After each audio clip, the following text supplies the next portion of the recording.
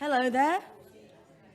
So my background's broadcasting. I used to be a BBC producer. So when you see this action, by the way, when you see that sort of action going on, you think, oh, they're telling them to wind up. It actually means 30 seconds, that one. And this little action means 15 seconds. So 15 seconds till live on air, folks. 15 seconds. And then obviously the fingers, like 10, etc. 5, 4. Are we standing by? 3, 2. Eyes and teeth. 1. Action. And now we're going to start. Thank you so much for joining me. It's such a pleasure to be here today. Thank you so much for coming to this little sideshow in the Career Nuggets room. It's a real pleasure to be in a nugget room. So today, what's it called? My session is called Speak Up. Get your sassy voice heard. Which is quite ironic because, is it Debbie Forster earlier said she sounded a bit like Marge Simpson?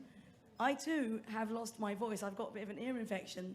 So my voice, I don't know if you can tell, I was just sucking a lozenge. But I think everybody seems to have caught a cold this week. Have you noticed the husky voices? There's somebody else was coughing earlier. So anyway, my voice is extra gravelly today.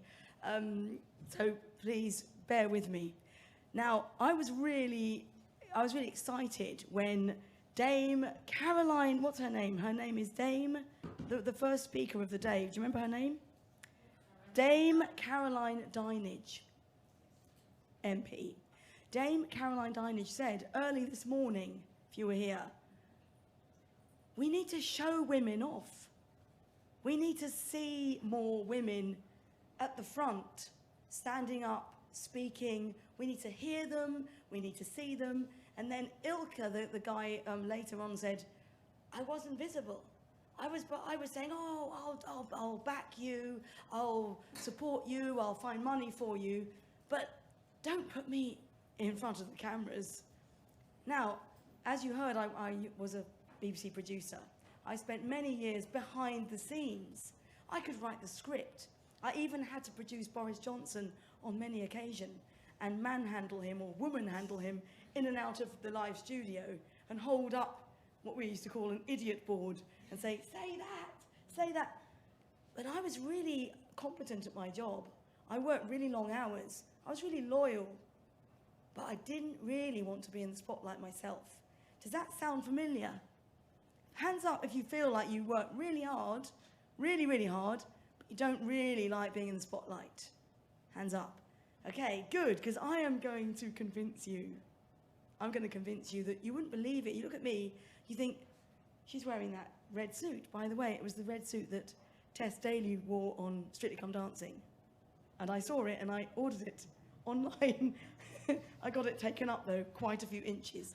And you look at me and you think, she's really confident. She can hold a microphone quite competently. I can look at the audience. I'm not shaking, I'm not sweating. But it wasn't always like that. I used to be awful. I hated public speaking. I'm what you would call a glossophobic.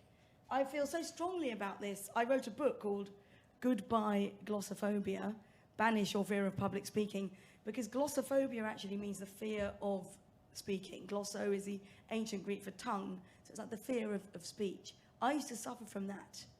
Now, when I left the BBC to help people to present and pitch and to be more visible and to do job interviews, I was the one, again, behind the scenes, finding the talent, looking at you and saying, Veronica, what have you got? Let's find the essence of Veronica. And Veronica, you have a very good essence. I've got to say that. And then suddenly, within a few weeks, one of my clients from a law firm said, oh, Esther, can you come and speak at our women's event? And I went, yeah, I'll come help you. Yeah, I'll come help you, coach you to open your women's networking event. She went, no, can you come and speak? I went, what do you mean? How many people? She said, oh, not many, about 50. I was like, 50 people? What do you want me to say? Say what you always say. And I just freaked out. And then I suddenly realized, okay, I've started my own business. I'm helping people with their pitching and their speaking. I know every trick in the book. I've been helping people By the way, don't blame me on Boris Johnson. He didn't take my advice. I can give you, in the Q&A afterwards, I'll tell you what I said to him. I've been helping people for 20 years. I've been the storyteller, the scriptwriter. I'm the nurturer. I'm the Svengali. I'm not the talent. And then I suddenly realised, I've got to do it. I've got to do all my own tips. I've got to speak in public. Oh no. Who doesn't really like speaking in public? Hands up. If you get the fear and you suddenly think, what if? What if my mind goes blank? What do I say? How do I say it? How do I start? What if the audience hate me? What do you do? I had no idea how to apply my own tips to myself. All I can say is this. There's good news. Anyone can do it. If I can do it, I know you can do it. But not just that. I have had clients that said to me they would never speak in public again after they had a bad experience. Guess what? Quite often my clients were senior women. Guess what? Guess why they had failed at public speaking? Take any guesses? Self-sabotage. Sorry, what was that? Self-sabotage. Self-sabotage. Very good answer. Probably many of us suffer from self-sabotage. I can tell you one of the main reasons why people often fail at public speaking. It's quite often because they are trying to do somebody else's script. So it's not really their own script. They've kind of been, you've got to go and do the speech at the conference, and then, what do I say? And then, here, say this, or use these slides.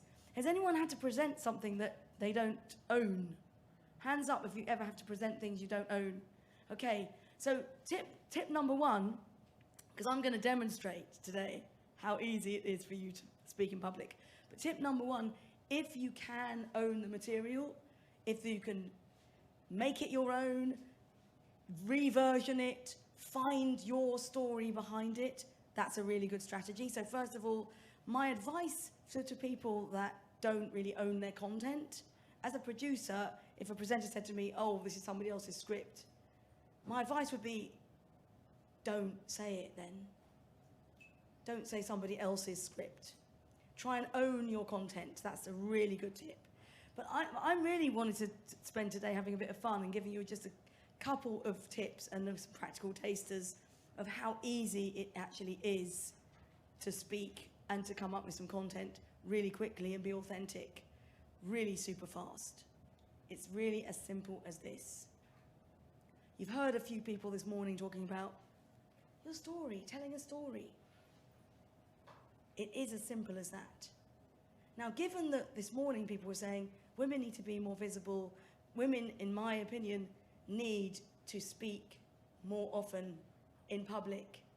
Well, not so much in a public conference like this, but in a best practice meeting, or you're saying a few words, or at the social event, the away day, or an offsite, or something like that. There's lots of opportunities to speak. So my dare for you, my tip for you, my second tip is find those opportunities before Christmas. Before Christmas, find an opportunity. Maybe it's 5 people, maybe it's 3, maybe it's 12. Is it just an announcement about, that you're celebrating the festive season? Find those say a few words moments. And you're thinking, I've got to have a script. You don't need a script. I mean, you do need a script, but I can tell you how to easily find your words, how to easily create a script. It's as easy as this. All you've got to do is share one little story or one little memory. And that would be enough for a couple of minutes if you're going to say a few words.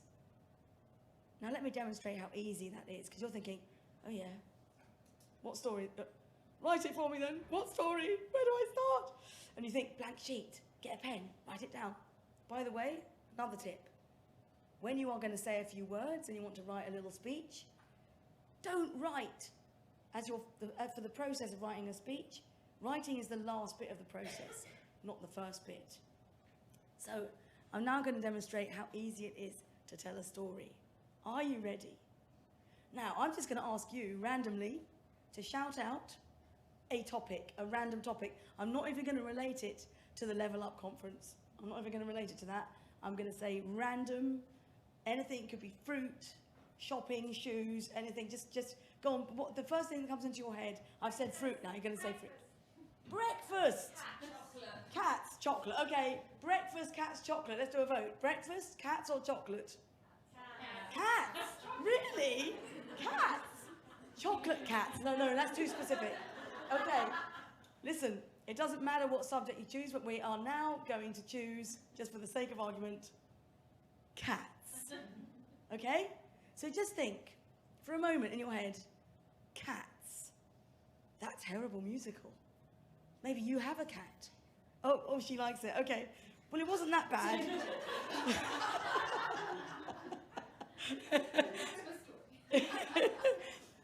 Maybe you had a kitten. Maybe you got a kitten. Maybe you had a kitten as a child. Maybe you don't like cats. Maybe you're allergic to cats. Maybe your neighbor has a cat. Maybe your neighbor's cat meows in the night. Maybe your cat meows in the night. I actually do have a cat. She does meow in the night and wakes me up. So cats, just have a little think and just think of a memory of a cat. A memory in your life. It could be a child, could have been this morning. Just think of a moment, a memory. A cat memory. Yeah, a real one. At this point, somebody said the other week, excuse me, does it have to be true? I was like, oh gosh. Yes, it is better to tell a true story, unless you are, yes, you're telling a nursery rhyme or something, but that's not the exercise today. The exercise today is a true story. It is actually a memory for you. Where were you? How did you feel? Was it midnight? Was it morning? What does it sound like? What does it smell like? It can be quite disgusting. Okay, so you're just taking us back to a memory. Okay, now I'm going to get you to do this in pairs. I'm going to get you to turn to the person next to you. If you're in a three, that's okay. You can do it in twos or threes. It's better not to do this on your own. It's better to do it. So if you want to join, you're my co-presenter. You can join in too if you want. It's better to do it in twos or threes, okay? So all I'm going to get you to do is just share, and you're going to start your story like this. I remember one time when ... And it's the story of, or the memory of, the cat. Okay, I'm going to give you literally a minute each, so I'm going to give you 3 minutes altogether, even if you're in it two. A minute each, say, I remember one time when, and you just share the story or the memory of the cat. Are you ready? Okay, studio, quiet in the studio, I'm going to count you in. 3, 2, 1, action!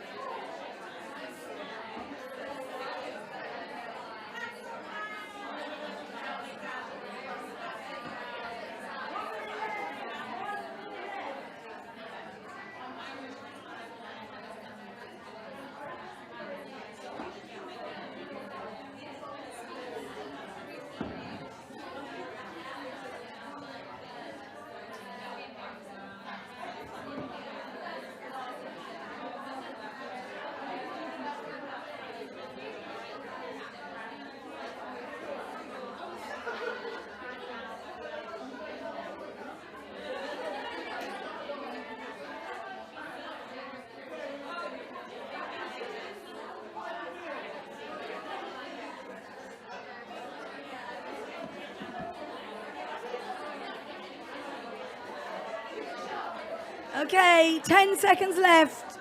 10 seconds. And 5 seconds. 4, 3, 2, 1. Silence. Excellent. Now, Hands up if you found that exercise quite difficult. Okay, you all found that exercise easy. You were laughing, you were joking, you were sharing, and you were very animated, Lisa. Can we have a tiny little, can we just give us the first sentence of your story? Well, I have to say a little bit more than the first sentence. So I remember when I got my now 1-year-old cat, but I got her earlier this year in February, and I've never owned a cat before, so I don't really know what to expect. So I was a bit out of my comfort zone, and I was settling the cat into the house, and I was working from home one day, and my house is across 3 floors, and my office is on the top floor. But I thought, I don't want to leave her downstairs on her own, so I'll take her upstairs with me, but her litter tray was all the way downstairs. And as I was telling Mina, I was taking a coaching call at the time, so I was engaged with a client, and I've got a spare bed in the room, and bless you. I've got a spare bed in the room, and she was rustling around on the spare bed. I was like, what's she doing? Is she playing? What's happening? Next thing I know, the cat's pooed on the bed. And talking about them reeking, it stank. It was horrible. First and last time that ever happened. Give her a round of applause. Okay, brilliant. Now, the reason why I just went for a round of well done, do you know what I love about that story? We were there. I could picture the stairs, the cat litter, the smell. That's got everything. It's got kind of worry, smell, drama, a phone call, juggling, and then the sneeze comes in halfway through, full of action. Now, the reason I chose a subject that wasn't necessarily about careers is because it's really easy just to come up with a memory. And the reason why, and it's easy to come up with something like a cat, because there's no judgment, no one's going to come and audit my story. But really the point there is, the learning there is, it's not difficult to tell a story. And that's just one example of how to tell a story. I remember one time when ... So I'm going to give you a very, very quick fix challenge now. I'm going to give you a career. The subject now is career, okay? But listen, you've already done that exercise. You did it easily. You easily shared a story about a memory because you relived that memory.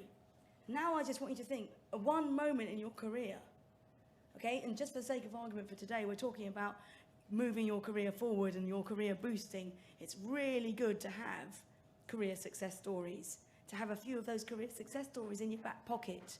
They never go away, they never date. You could write them down, you can post about them. They're always going to be relevant to you and your life because you can't cancel out your success stories.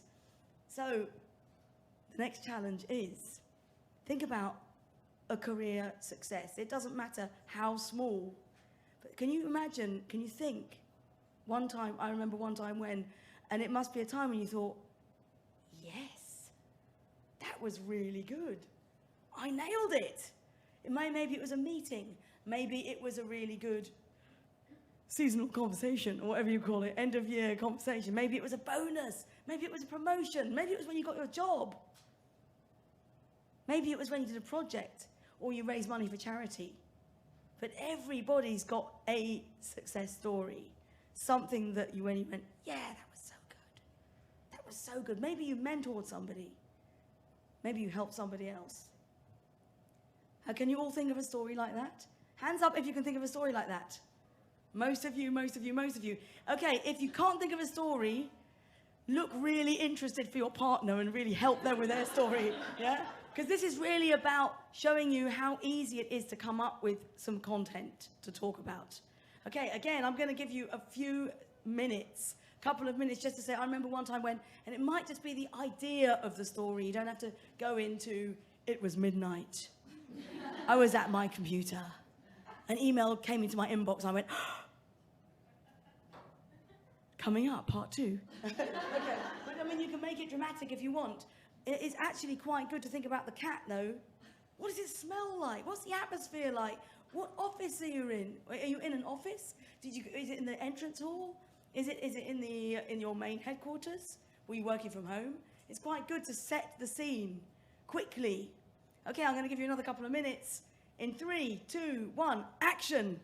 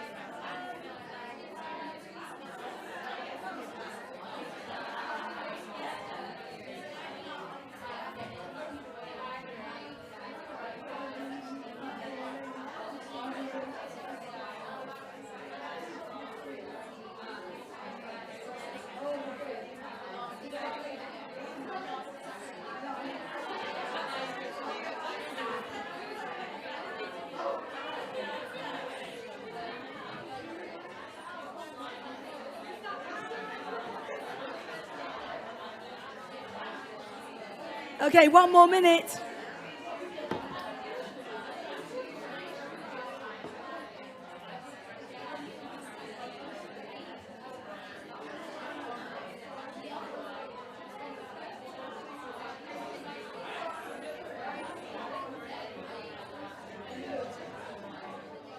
Okay, 30 seconds. 30 seconds.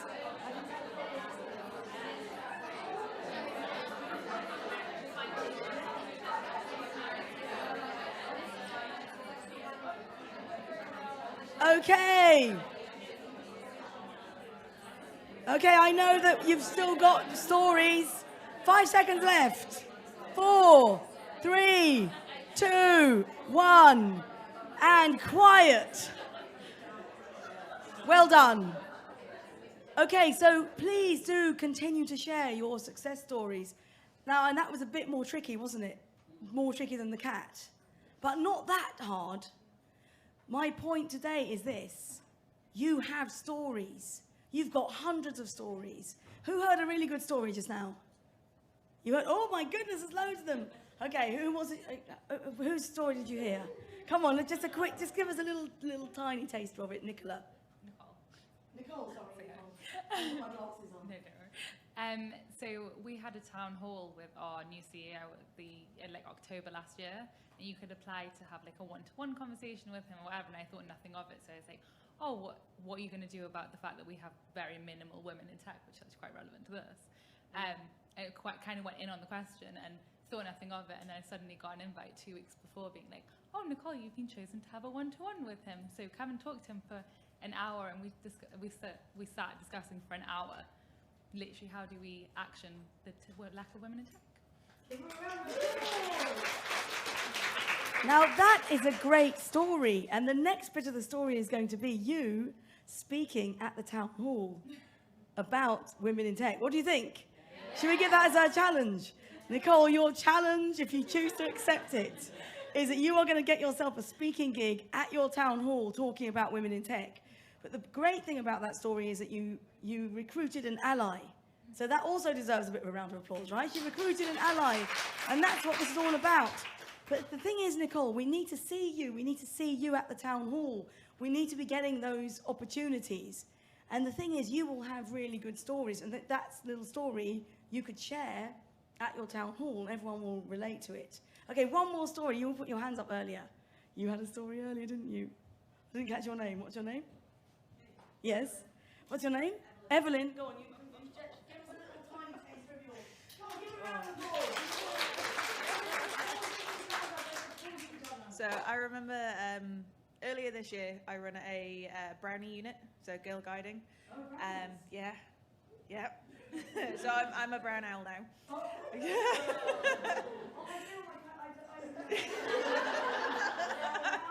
So at Easter I just took over a unit for the first time, and we brought the unit out to an engineering place.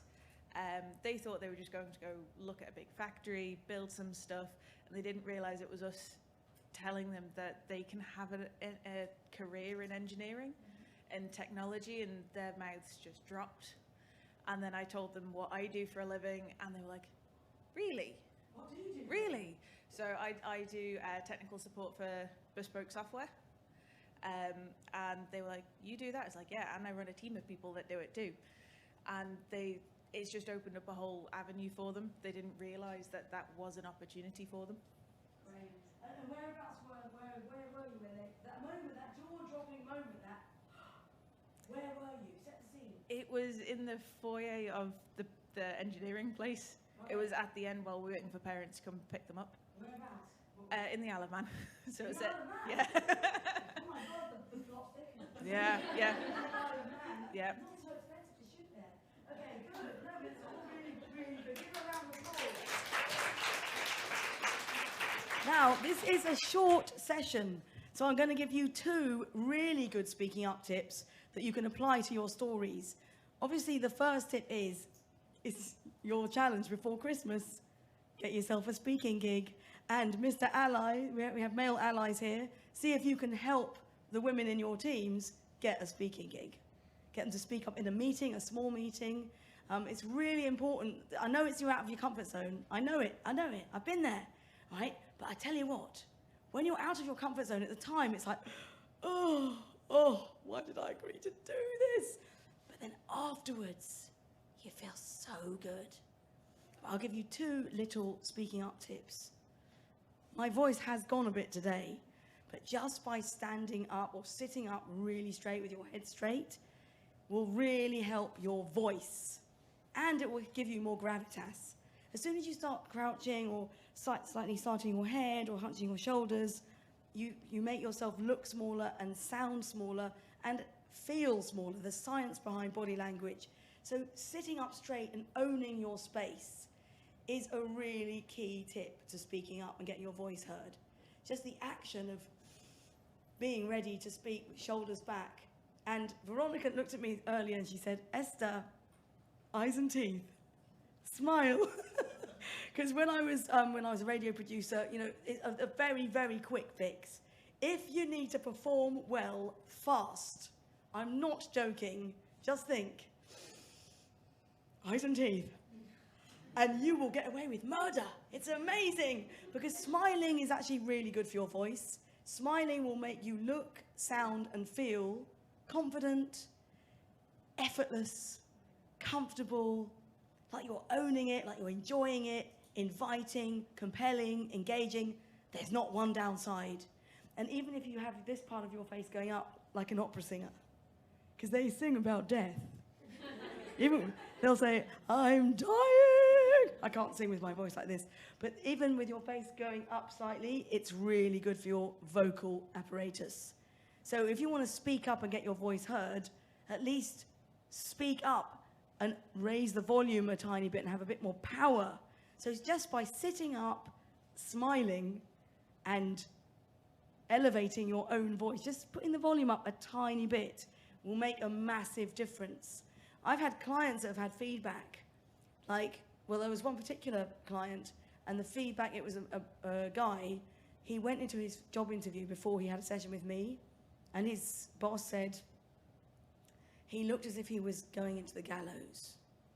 He looked as if he was literally, you know, people are about to shoot him, or he's about to be hung at the gallows.